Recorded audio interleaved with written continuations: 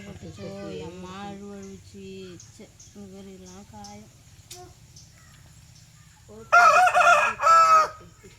அனைவருக்கும் வணக்கம் நண்பர்களே. இன்னைக்கு வந்து நம்ம ஒரு என்ன எப்படி சொல்கிறதுனே தெரியல, ஒரு மோசமான ஒரு வீடியோ வந்து இந்த வீடியோ வந்து ஃபுல்லாக பாருங்கள். ஆடு மாடு வச்சுருக்கவங்களுக்கு இது வந்து ஒரு விழிப்புணர்வு வீடியோவாக இருக்கும். இந்த எப்பயுமே சரி வருஷம் இந்த ஆடி மாதம் வந்தாலே ஒன்று திருடன் தொல்லை, இல்லைன்னா நாய் தொல்லை இப்படி தான் இருக்குது. எங்கள் ஏரியாவில் தான் இப்படி இருக்கா இல்லை எல்லா ஏரியாவிலும் இப்படி தான் இருக்குதா என்னன்னு தெரியல.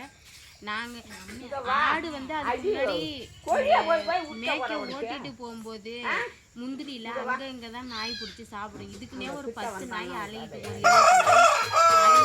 எப்போ ஆடு வரும் பிடிச்சிட்டு போயிடலாம். வருஷத்துக்கு 2 ஆடு 3 ஆடு தின்னுடுது. எங்கள் ஆட்டை நாய் தான் தின்னுடுது, பிடிச்சிட்டு மேயிற இடத்துல தின்னுடும். முன்னாடிலாம் மேயிற இடத்துல தான் போன வருஷம் கூட மேயிற இடத்துல தான் ஒரு ஆட்டை பிடிச்சி பாதியை தின்னத்துக்கு அப்புறம் தான் நாங்கள் போய் பார்த்தோமே.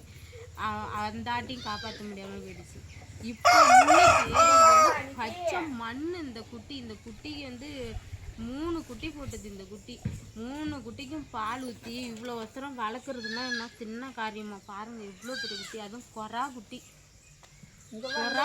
பழம் நாய் வந்து இன்னைக்கு இது மேய கூட போகல. இந்த குட்டி வீட்டு வாசல்கிட்ட தான் நின்றுச்சு. இதுக்கே நாங்கள் எல்லாம் இங்கே தான் இருக்கோம், அந்தாண்ட இருக்கோம், உள்ளே இருக்கோம். இத்தனை பேரையும் மீறி பழா போன நாய் இது பல்லு பொரியும் வயிற்றுல வாய வச்சு தூக்கிட்டு ஓடிச்சு. தூக்கிட்டு தா ஓடுதுன்னு மிந்திரியில் கல்லுன்னு பார்க்கல, முள்ளுன்னு பார்க்கல, மிந்திரியில் மோடு பள்ளம் கூட பார்க்காம 5-6 பேர் அந்தாண்ட எங்கள் பெருப்பா வீட்டில் விருந்தாடி பெருப்பம்மா வந்தது. நாங்கள் என் தங்கச்சி பிள்ளை என் தம்பி பொண்டாட்டி இத்தனை பேரும் ஓடணும். ஓடி என்னாலாம் ஓட முடியல. நான் கடைசியாக தான் ஓடினேன். என்னாலும் இந்த உடம்பு வச்சுட்டு என்னாலும் ஓட முடியல. என் தம்பி பொண்டாட்டியும் என் தங்கச்சி பிள்ளைலாம் முன்ன ஓடிட்டாலும் அவ்வளோதான், முன்ன ஓடிட்டாலும் ஓடியும் இதை காப்பாற்ற முடியல. என் தம்பி பொண்டாட்டியாலையும் ஓடி பார்க்கவே முடியல. என் தங்கச்சி பிள்ளை தான் பின்னாடியே அந்த நாய் பின்னாடியே ஓடி கடைசியாக அங்கே ஒரு கிட்டத்தட்ட ஒரு 3/4 கிலோமீட்டர் தூரம் ஓடி ஒரு முந்திரியில் போய் வச்சு அங்கே ஆடு மேய்ச்சிக்கிட்டு இருந்த ஒரு அக்காவும் என் தங்கச்சி பிள்ளையும் துரத்தி அந்த நாயை துரத்திட்டு பிடிச்சி நம்ம கைக்கு வந்து அது வந்து உசுறு இல்லாமல் தான் வந்தது. நாயிட்ட இதை காப்பாற்றும் போதே உசுறு இல்லை. ஆனால் போகும்போதே அது வாயில் இருந்துட்டு போகும்போதே மியான்னு கத்திட்டே ரொம்ப மனசு கஷ்டமாக இருக்குது. வாயை வச்சு தூக்கிட்டு போனதுல அந்த குடலுலாம் அறந்து தொங்குது. ஒரே இந்த குடல் வயிற்றுல அடி வயிற்றுல பிடிச்சி ராவில் கூட தூக்கிட்டு போயிட்டு இங்கே பாருங்க காயம். இந்த இடம் மட்டும்தான் காயம், வேற எங்கேயுமே காயம் இல்லை. பச்சை புள்ளையாட்டம் இருக்குது. மனசே ரொம்ப வேதனையாக இருக்குது எங்களுக்கு. இது அவ்வளோ கஷ்டப்பட்டு பால் ஊற்றி ரக்கிலி குட்டியாக இருந்தது. 3 குட்டியாக போட்டதும் அதை திங்கிற மாட்டான் இல்லடா. நீ வேற அப்படி காப்பாற்றி பலன் இல்லாமல் போயிடுச்சு. ஒன்றுமே இல்லையே. மிஸ்கான் இந்தாண்ட ஓடும் என்ன இருக்குன்னு பாடுறேன். ஓப்பா அந்த தலையில் போட்டு வேறதா இன்னுமா இருக்கு ஒன்றும் இல்லைப்பா. நாய் தொல்லை ரொம்ப மோசமாக இருக்குது. இங்கே ஆடு மாடு வச்சுருக்கவங்களாம் இந்த நாளையில் ரொம்ப பத்திரமா வச்சுங்க. ஆடு இடத்துல ஆடு மாடுகிட்ட பத்திரமா ஆள் நின்று வருஷம் இப்படியே தான் கொஞ்சம் வச்சுடுறியா. பட்ட கஷ்டம்லாம் பழம். இது வந்து சரியான கொரா குட்டி. கட்டு கொட்டாய பக்கம் கொண்டு கட்டிக்கலாம். எனக்கு வர ஆத்திரம் வந்து நாய் பிடிக்கிறவங்க வந்து அந்த நாயெல்லாம் பிடிச்சிட்டு போய் தொலைய மாட்டாங்களாட்டு. கொஞ்சம் வச்சுட்டு வாடி. தங்க பிள்ளைனா தங்க பிள்ளை தான். இது மாதிரி ஆட்டை பிடிச்சி தின்னுட்டு தான் அந்த நாயெல்லாம் அப்படி பெருசாக இருக்கா என்னன்னு தெரியல. இந்த காட்டில் அவங்களுக்குலாம் எங்கே தான் சோறு கிடைக்குதுன்னே தெரியல. அப்படி அப்புறம் அத்தா பெரிய நாய் எங்கே இருந்தால் இந்த புள்ள இதை பிடிக்க ஓடி அந்த புள்ள மயக்கம் போட்டே கிடக்குது. நெஞ்சு அடைச்சிச்சு ஓடி அந்த புள்ள பிடிக்க மட்டுமே. இதோட சோடி அது வந்து மோந்து பார்க்குது. இங்கே வாப்பா. பாவம் அம்மா வச்சுங்க வா. பார்த்து வர மனசு நீ அங்கே போய் ஆச்சு பாப்பா.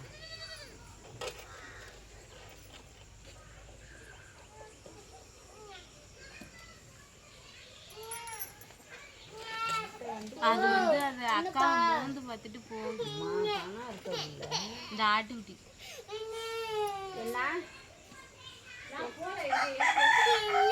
அது எம்மா துணிச்சல் இருந்தா ஊடு வந்து இப்படி தூக்கிட்டு போயிருக்கும். புள்ளியால கூட தூக்கிட்டு போயிட மாட்டிருக்கு, கொஞ்சம் ஏமாந்தா.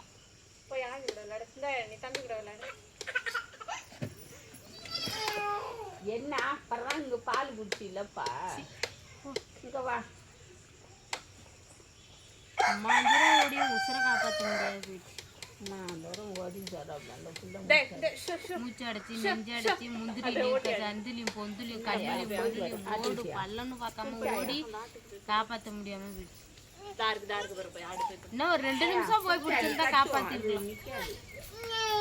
உடல் வெளியே வராத இருந்தா காப்பாத்திருக்கலாம்.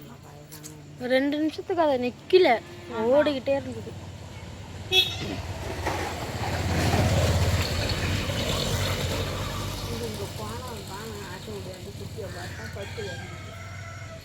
போச்சு.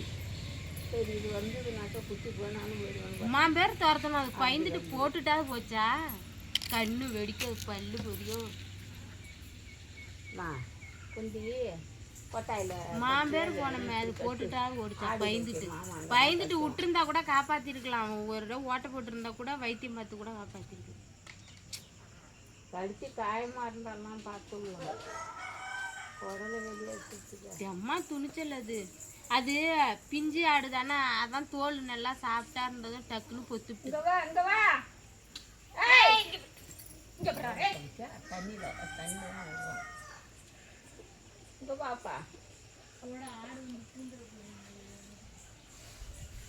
அதுக்குதான் நான் மேற்கே ஏற்றி பார்த்துக்கிட்டு ஆடு வரல. ஆடு தவறி ஆட்டு ஊட்டி கட்டுறா பாரு. சரி ஓகே, மனசே சரியில்லை. சொல்லணும் நம்ம உறவுகள்கிட்ட நல்லது சொல்லணும் தான் வீடியோ போடுறேன். சீரியல் போடுறதுலாம் நினைக்காதீங்க.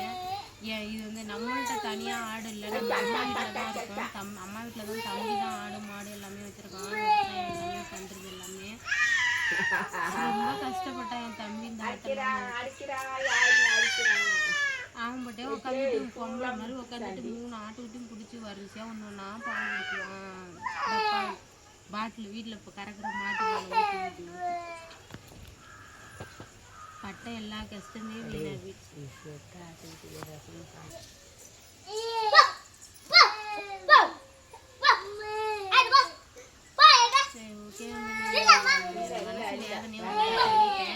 நீங்க ஆடு வச்சிருந்தாலும் பத்திரமா இந்த நாய் தொல்லைலாம் பத்திரமா பக்கத்துல இருந்து பாருங்க. இன்னைக்கு நான் மேய்க்க போன இடத்துல செத்துந்தா கூட மனசு ஆறி இருக்கும். நம்ம பார்க்கல கவனிக்கல ஞாபகம் பிடிச்சிச்சுன்ட்டு. ஆனா வீட்டு வாசல்ல நின்ன குட்டியை வந்து தூக்கிட்டு போயிடுச்சு. அதான் ரொம்ப மனசு வலிக்குது. நம்ம கொல்லைக்குள்ளார இருக்கும், சுற்றி அக்கம் பக்கம் வீடு சனம் இருந்தால் துரத்தி மறிச்சிருக்கலாம். அது நல்லா கொல்லை வாட்டமாக இருந்தாலும் ஓடிச்சு.